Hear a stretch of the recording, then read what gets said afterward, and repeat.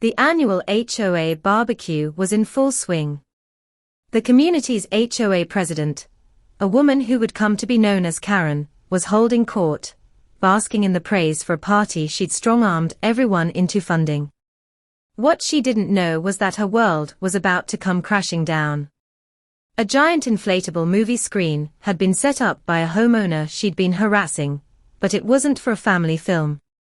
It was for the premiere of a different kind of movie, a highlight reel of her months-long harassment campaign, with the grand finale being footage of her committing a federal felony. The evening's finale wasn't going to be fireworks.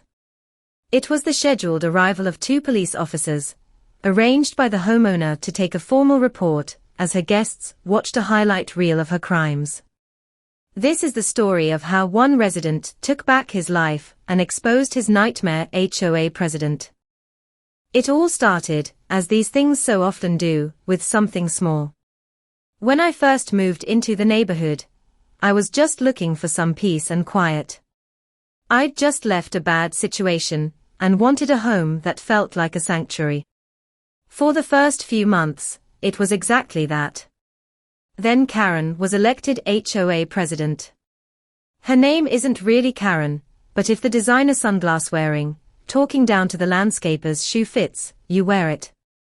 Her reign began with a flurry of emails and notices. The shade of red of my welcome mat was, apparently, too vibrant for community standards. My trash cans were placed 2 inches too far from the curb. These weren't friendly reminders. They were passive-aggressive warnings, dripping with condescension and the threat of fines. I tried to play ball. I really did. I bought a beige, soulless welcome mat. I measured the distance of my trash cans with a tape measure. I figured, she's new to the role, maybe she just feels like she has to prove her authority. So, I'd smile and wave when she drove by, slowly, inspecting everyone's front yard. But my compliance only seemed to make her bolder. The notices became more frequent, more personal. She didn't like the unapproved succulents in my garden, the very same succulents that were there when I bought the house. She sent me a blurry photo of my car, claiming it hadn't moved in 48 hours, and was therefore a stored vehicle, despite me driving it daily. I would respond to every email politely, with evidence and a calm tone. In return, I was gaslit. She'd claim she never got my emails, or that I was being argumentative. She started telling other neighbors I was a troublemaker, that I thought the rules didn't apply to me. It was isolating and maddening. The sanctuary I'd bought was starting to feel like a prison where she was the warden.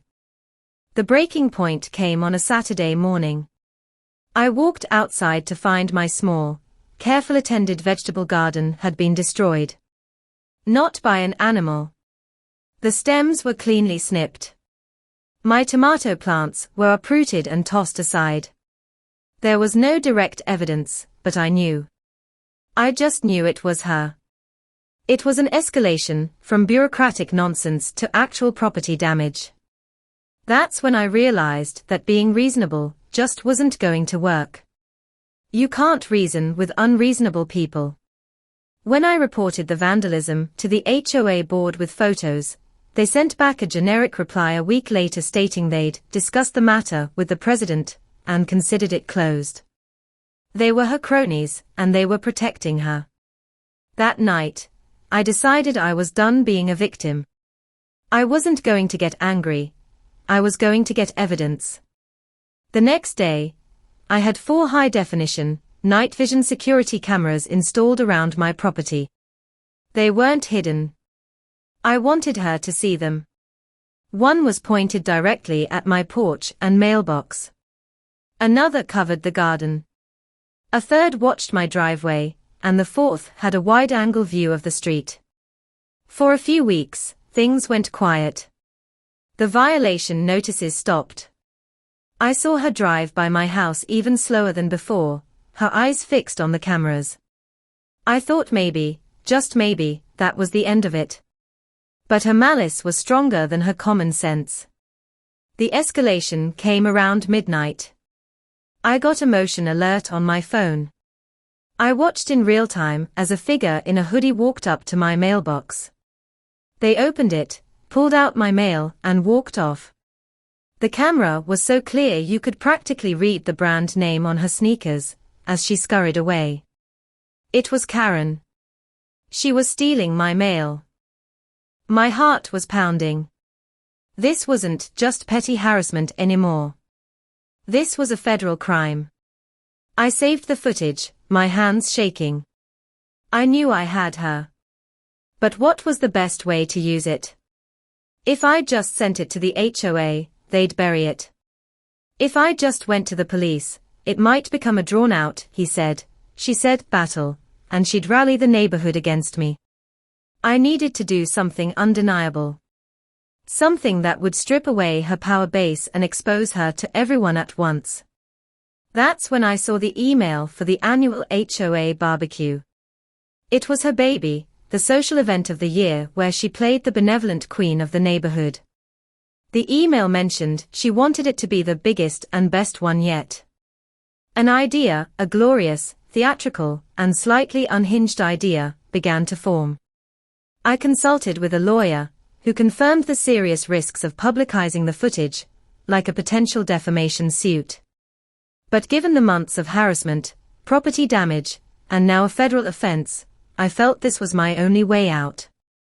We formulated a plan that was about presenting documented facts. The next step was a call to the local police department's non-emergency line. I explained that I had video evidence of ongoing harassment and a felony, and I wanted to file a formal report. I specifically requested that they dispatch an officer to my address at 7:30 p.m. on the day of the barbecue. I told them I would be presenting the evidence publicly and wanted law enforcement present to take a statement with multiple witnesses. They were hesitant at first, but after I specified I had clear video of mail theft, they agreed to send a car. The trap was set. Before we get to the premiere, if you're enjoying this story, do me a favor and hit that subscribe button. I've got more stories about entitlement and justice that you won't want to miss. The day of the barbecue arrived. It was a perfect, sunny afternoon. The neighborhood park was filled with families. Karen was in her element, flitting between conversations, accepting compliments on the catering, a smug smile plastered on her face. I had spent the morning setting up a huge, inflatable movie screen at one end of the park, telling everyone I was providing some evening entertainment for the kids. No one batted an eye. I spent most of the party keeping a low profile, chatting with the few neighbors I was friendly with. I felt a strange sense of calm. At 7:15 p.m., as the sun began to set, I walked over to the sound system. "Good evening, everyone," I said into the microphone. The chatter died down. "Our HOA President Karen has worked so hard to make this party a success, and I wanted to contribute a special presentation. It's a short film about what it truly means to be a good neighbor and uphold our community standards." A few people clapped. Karen looked smug, probably thinking it was a tribute to her. I turned and hit play on my laptop. The screen flickered to life. The first clip was footage of her, in broad daylight, walking onto my lawn with a tape measure to photograph my non-compliant welcome mat. The crowd murmured, confused. The next clip showed her peering into my car windows. Then came the footage of my destroyed garden.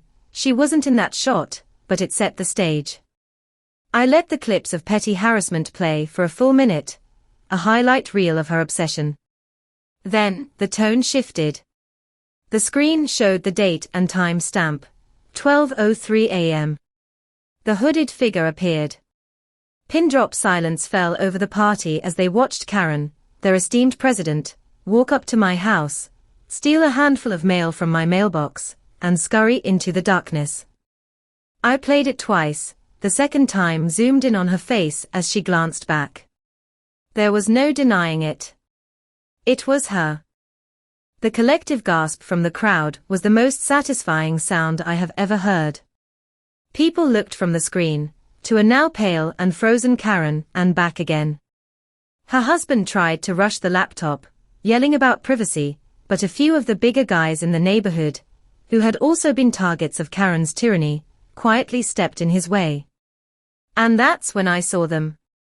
Right on schedule. 2 police officers walking calmly across the park toward our little gathering. I raised my hand to get their attention. "Officers," I called out, my voice steady. "Thank you for coming. I'm the one who called to file a report. The woman you see on the screen is the individual I'm filing the report against. And these are the witnesses." Karen just stood there, her mouth opening and closing like a fish. The officers didn't make a big show. They walked over, watched a moment of the looping video, and then turned to her.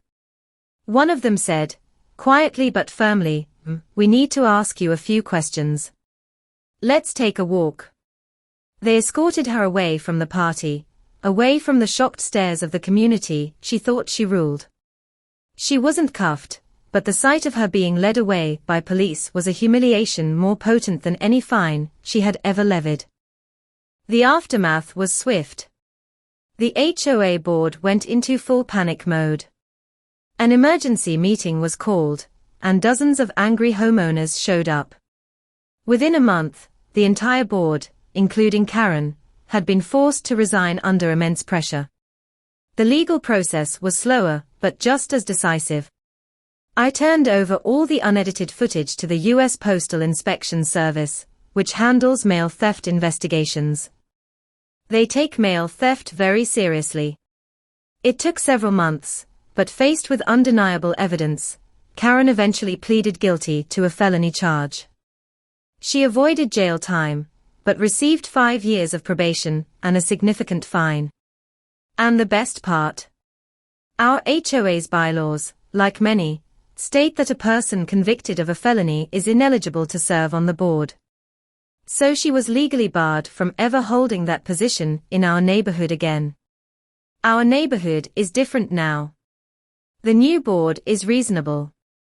The welcome mats are vibrant, and no one measures the distance of trash cans. There's a sense of community that wasn't there before, born from the shared experience of overthrowing a petty tyrant. My home is finally the sanctuary I always wanted it to be. Justice doesn't always come easily, and sometimes you have to take a risk and set up your own movie premiere to get it. So, I have to ask, what would you have done? Let me know in the comments below. Thanks for watching.